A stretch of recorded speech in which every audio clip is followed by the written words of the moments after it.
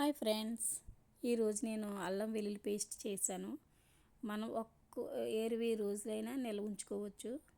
So ప్రతిరోజు చేసుకుని time ఉండదు కాబట్టి ఒక్క రోజుని ఇలా చేసుకుని పెట్టుకుంటే 20 రోజులైనా చేసుకోవచ్చు, పాడవదు. తర్వాత కొంచెం అది 5 వెల్లుల్లిపాయలు, కొంచెం అల్లం.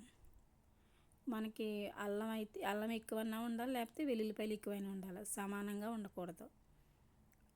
ఎక్కువ వెల్లుల్లిపాయలు ఎక్కువ ఉండి అల్లం కొంచెం తక్కువ ఉన్నా పర్వాలేదు, లేకపోతే అల్లం ఎక్కువ ఉండి వెల్లుల్లిపాయ తక్కువ ఉన్నా పర్వాలేదు అన్నమాట.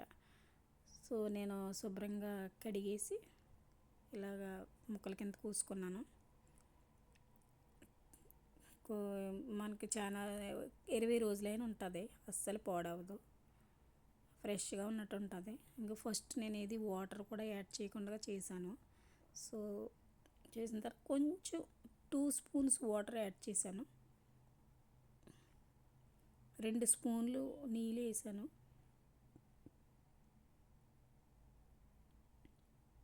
తర్వాత మెత్తగా మిక్సీ చేసుకుని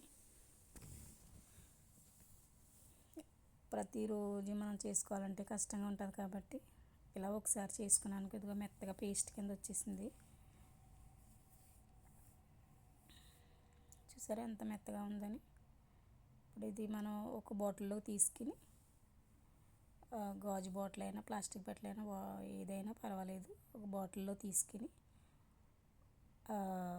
మనం కొంచెం పసుపు, టీ